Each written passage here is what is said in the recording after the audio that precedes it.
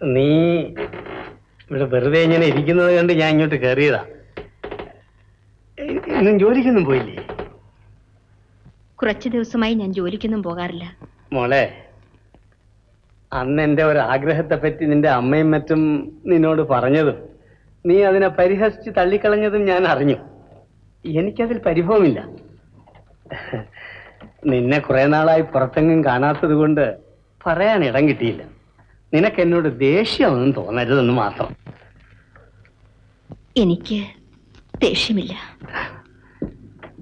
എന്റെ പ്രായമുള്ള ഒരു വയസ്സൻ മകളുടെ പ്രായം പോലും ഇല്ലാത്ത ഒരു പെൺകുട്ടിയോട് ആവശ്യപ്പെടാൻ പാടില്ലാത്ത കാര്യമാണ് ഞാൻ ആശിച്ചത്. എനിക്ക് സ്നേഹിക്കാൻ ഒരാള് വേണമായിരുന്നു. എനിക്ക് നിന്നോട് സ്നേഹം തോന്നി. അതൊരു മകളോടുള്ള സ്നേഹമായിരുന്നില്ല.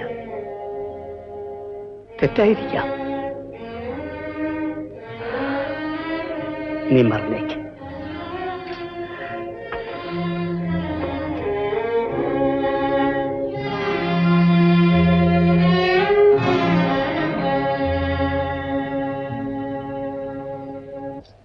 എന്തുവാടി ജാനമ്മോ? എന്താ? എന്നാലും നമ്മുടെ ആ ശിവരാമൻ ചെറുക്കനെ ആ തങ്കമ്മ കൊച്ചിനെ ഇട്ടേച്ച് പൊയ്ക്കളഞ്ഞല്ലോടി. എന്ത് കഷ്ടമാ ശിവരാമൻ ചേട്ടൻ ചെയ്തത്. കുറച്ചു ദിവസം കഴിഞ്ഞിട്ട് പോയാ പോരായിരുന്നു? അതല്ലയോ ഞാനും പറയുന്നു. അവൾക്ക് നാട്ടിൽ കൊള്ളാവുന്ന എത്രയോ ആലോചനകൾ വന്നതാ. അപ്പൊ ഈ വണ്ടിക്കാരനും വള്ളക്കാരനും മതിയെന്ന്.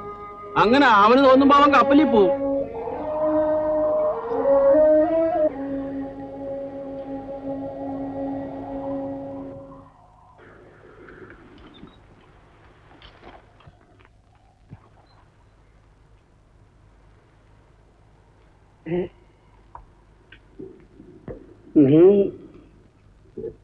നീ മുതലാളി എന്നെ വിവാഹം കഴിച്ചോളൂ. എനിക്ക് സമ്മതമാണ്. നിനക്ക് ഇപ്പോഴിങ്ങനെ തോന്നാൻ കാരണം? എനിക്ക് സ്നേഹിക്കാൻ ഒരാളിനെ അല്ല ഞാൻ ആശിക്കുന്നത്. എന്നെ സ്നേഹിക്കാൻ ഒരാളിനെയാണ്. എന്നെ സ്നേഹിക്കുന്ന ആളിന് അപ്പൂപ്പന്റെ പ്രായമായാലും വേണ്ടില്ല. എനിക്ക് വളരെയേറെ പ്രായമുണ്ട്. വേണ്ട. ഒരു കാര്യം കൂടി അറിഞ്ഞിരിക്കണം. എന്റെ കല്യാണം നിശ്ചയിച്ചിരുന്നു അറിയാമല്ലോ. എനിക്ക് നേരത്തെ ആ മനുഷ്യനുമായി സ്നേഹബന്ധം ഉണ്ടായിരുന്നു. മാത്രമല്ല ആ മനുഷ്യനുമായി എല്ലാ ബന്ധവും. വേണ്ട, അതൊന്നും പറയണ്ട. നിനക്കിപ്പോ എന്നെ വിവാഹം കഴിക്കാൻ ഇഷ്ടമാണോ എന്ന് മാത്രം അറിഞ്ഞാൽ മതി. എനിക്കിഷ്ടമാണ്.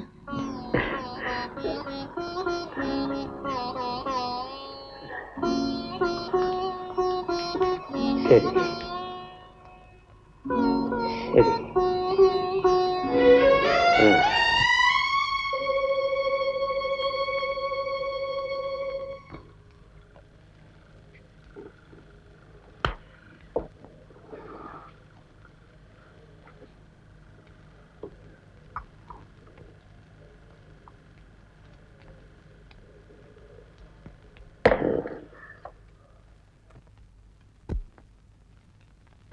ആ,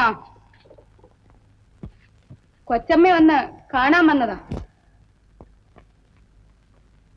ദാമോര മുതലാളിയുടെ ഭാര്യയായി കഴിഞ്ഞ കക്കവാരിയും തൊണ്ടു തല്ലുകയും ചെയ്യുന്ന പെണ്ണുങ്ങൾക്ക് കാണാനൊക്കുകയല്ലോ.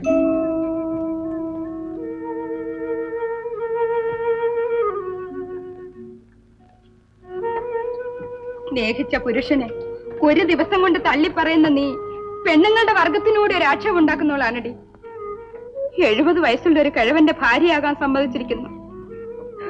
പണവും പ്രതാപവും മോഹിച്ച്. അത് മാത്രം നീ പറയരുത്. പണം മോഹിച്ചല്ല ദാമോദരൻ മുതലാളിയെ കല്യാണം കഴിക്കാൻ ഞാൻ സമ്മതിച്ചത്. പിന്നെ പ്രേമം കൊണ്ടായിരിക്കും.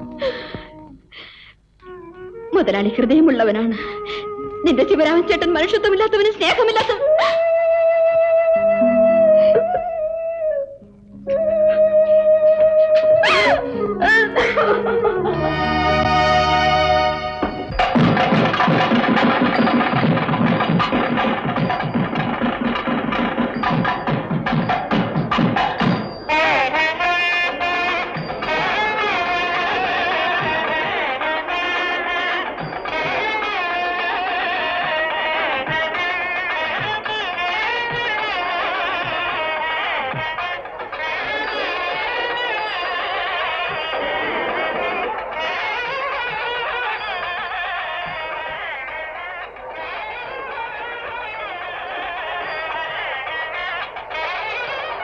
കഷ്ടം എന്തുവാടാ?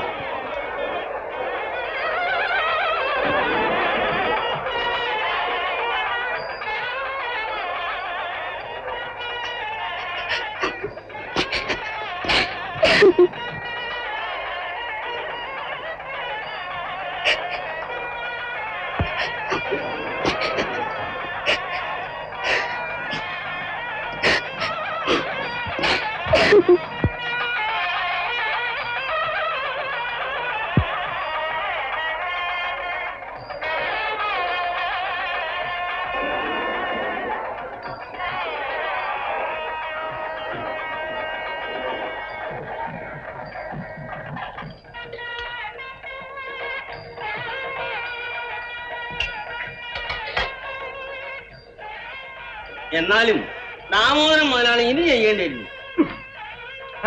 എന്താ ഇപ്പൊ കുഴപ്പം? ഒലയ്ക്ക അവളും ഇടുക്കിയാണെന്ന് 2-3 കൊല്ലത്തിനകം വയസ്സിൽ അങ്ങ് ചാവും. അവൾക്ക് പിന്നെ ഇത്രയും സ്വത്തും വെച്ച് നല്ല ചെറുപ്പക്കാരെ വലിയൊരു കല്യാണം കഴിച്ച് സൂചിക്കരുത്. അതിനപ്പോ നമുക്ക് എന്ത് വേണം?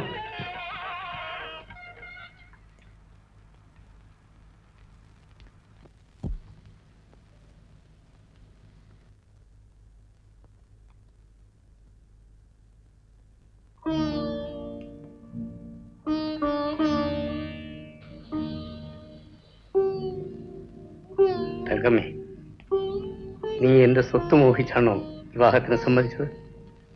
അല്ല, സ്നേഹം മോഹിച്ച്. സത്യമാണോ നീ പറയുന്നത്? ആരും വിശ്വസിക്കാത്ത ഒരു സത്യം. ഒരു ചെറുപ്പക്കാരൻ നിന്നെ സ്നേഹിക്കുന്നിടത്തോളം വയസ്സനായി എനിക്ക് സ്നേഹിക്കാൻ കഴിയും. എനിക്ക് നിന്നോടുള്ള യഥാർത്ഥ വികാരം എന്താണെന്ന് ഞാൻ തന്നെ പരിശോധിക്കുകയായിരുന്നു. ഞാൻ പറയാം. നീ ആരോടും പറയരുത്. ആളുകൾ എന്നെ കൂകി വിളിക്കും. എനിക്ക് നിന്നോട് പ്രേമമാണ്. പ്രേമം. ഒരു ചെറുപ്പക്കാരനും ഒരു വയസ്സിനെ പോലെ സ്നേഹിക്കാൻ കഴിയില്ലെന്നാണ് എന്റെ അനുഭവം. എന്നെയും നിന്നെയും സംബന്ധിച്ചെങ്കിലും അത് ശരിയാണ് തങ്കമ്മേ. ഞാൻ നിന്നെ സ്നേഹിക്കുന്നിടത്തോളം ആർക്കും നിന്നെ സ്നേഹിക്കാൻ കഴിയില്ലെന്ന് എനിക്ക് ഉറപ്പുണ്ട്. ഞാൻ ആഗ്രഹിക്കുന്നത് അതാണ്. പക്ഷേ എന്താണ്? യുവതിയായ ഒരു ഭാര്യ ഭർത്താവിൽ നിന്ന് ചിലതൊക്കെ പ്രതീക്ഷിക്കുന്നുണ്ടാവും. ഉണ്ടാവും. നിനക്ക് എന്നിൽ നിന്ന് അതൊന്നും ലഭിക്കുകയില്ല. ഞാൻ ആശിക്കില്ല. തങ്കമേ, എന്തോ? ഏത് ദിവസവും മരിച്ചു പോകത്തക്ക വാർദ്ധക്യം എനിക്കുണ്ട്. ഏതായാലും ഒരു നീണ്ട ജീവിതം എനിക്കുണ്ടാവില്ല. ഞാൻ മരിക്കുന്നത് വരെ നീ എന്റെ സ്നേഹമുള്ള ഭാര്യയായിരിക്കണം. നിന്റെ ശുശ്രൂഷകൾ ഏറ്റുകൊണ്ട് എനിക്ക് മരിക്കണം. ഞാൻ മരിക്കുമ്പോഴും നീ യുവതിയും കന്യകയുമായിരിക്കും. അപ്പോൾ നീ നിനക്കിഷ്ടപ്പെട്ട ഒരു ചെറുപ്പക്കാരനെ വിവാഹം ചെയ്ത് സുഖമായി ഇവിടെ കഴിയണം. ഈ കിടക്കമുറി തന്നെ നിങ്ങളുടെ കിടക്കമുറിയായിരിക്കണം.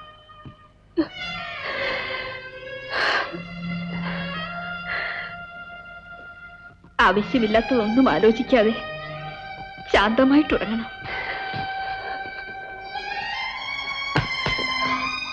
സന്തോഷമായിട്ടുറങ്ങണം.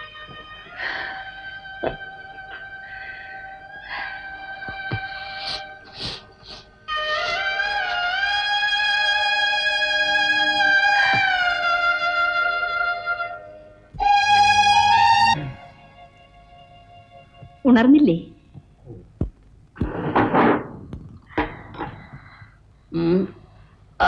എണീക്ക.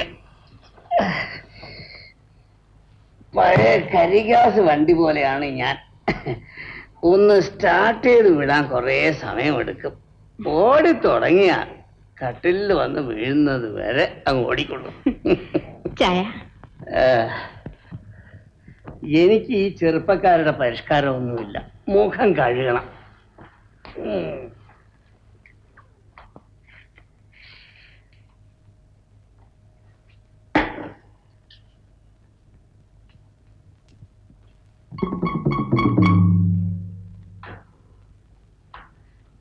മോളെ, മുതലാളി എണ്ണീറ്റോടി? എണീറ്റു. എടാ പുരുഷോ, എടാ ചെറുക്കാ. എന്തിനാണ് അയാളെ വിളിക്കുന്നത്? എടാ ചെറുക്കോ. എന്താടാ വിളിച്ച വിളിയേക്കാൻ ഒരു മടി? അല്പം മടി തന്നെയാ ചെറുക്കാന്നൊക്കെ വിളിച്ചാല്. ദേ അഹങ്കാരം പറഞ്ഞാലുണ്ടല്ലോ. അമ്മ അപ്പുറത്തേക്ക് പോവൂ, അദ്ദേഹം കുളിമുറിന്ന് വരും. ഞാൻ പുരുഷേട്ടൻ അപ്പുറത്തേക്ക് പോകും. അമ്മ പറയുന്ന ഒന്നും കാര്യമാക്കണ്ട.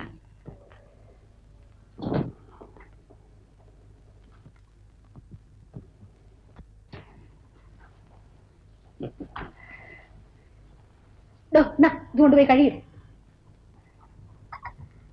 നീ ചായ കുടിച്ചോ? ഞാൻ കഴിച്ചോളാം. കഴിച്ചേ? വേണ്ട.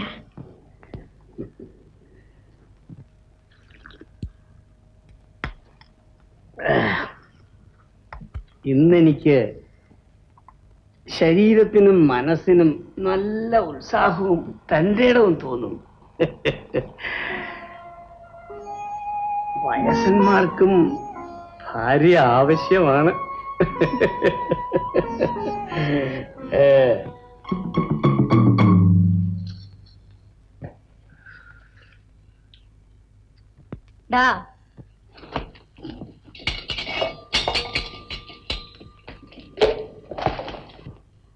ചെറുക്ക,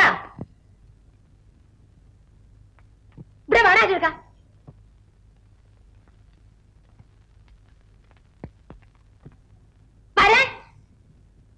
നീ ഇവിടുത്തെ ആരാ? അടുക്കളക്കാരൻ പുരുഷു. ഞാനാരാ?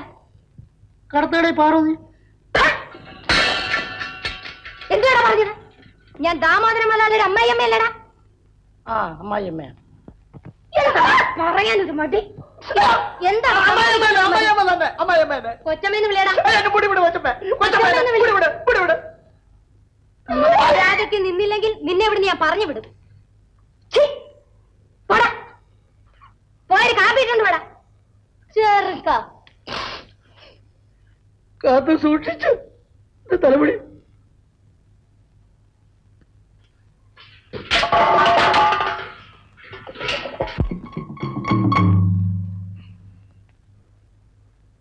എടാ ചെറുക്ക, എടാ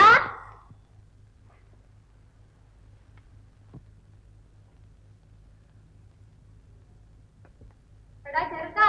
എന്താ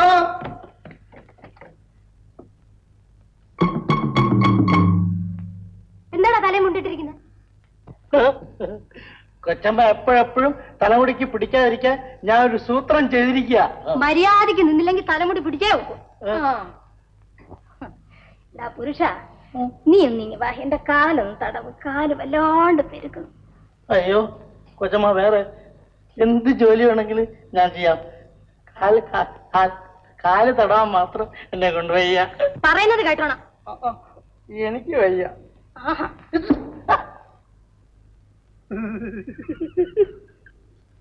എന്തിനാണ് തലമുടി വെട്ടിക്കളഞ്ഞത്? കൊച്ചമ്മ എപ്പോഴെപ്പോഴും പിടിച്ച് പിഴുത് കളയുന്നോണ്ട് ചെയ്തതാ. മനസ്സുണ്ടായിട്ട് ചെയ്തതല്ല. മാനക്കേടും മനോവേദനയും സഹിക്കാൻ വയ്യാഞ്ഞിട്ട് ഞാൻ ചെയ്തതാ. ഇനി എനിക്ക് കാല് തടവാൻ പറ്റ. നിനക്ക് വയ്യ അല്ലേ?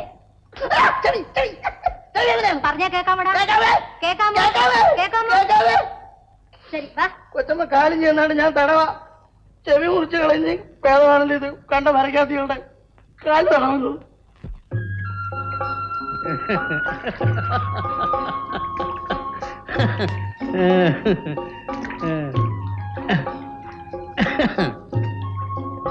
നമ്മൾ ഭാര്യാഭർത്താക്കന്മാരായിട്ട് 2 മാസമേ ആയുള്ളൂ.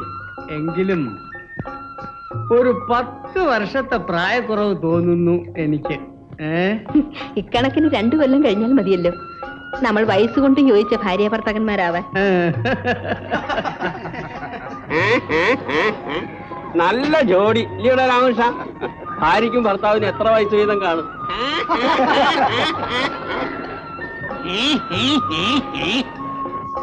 ഞങ്ങളുടെ വയസ്സിന് തമ്മിൽ വലിയ വ്യത്യാസമില്ല. എന്റെ ഭാര്യയ്ക്ക് 17. അത് തിരിച്ചിട്ടാൽ അതെന്റെ വയസ്സ്. നീ വിഷമിക്കണ്ട, 71 ഇനി 6 വയസ്സുണ്ട്.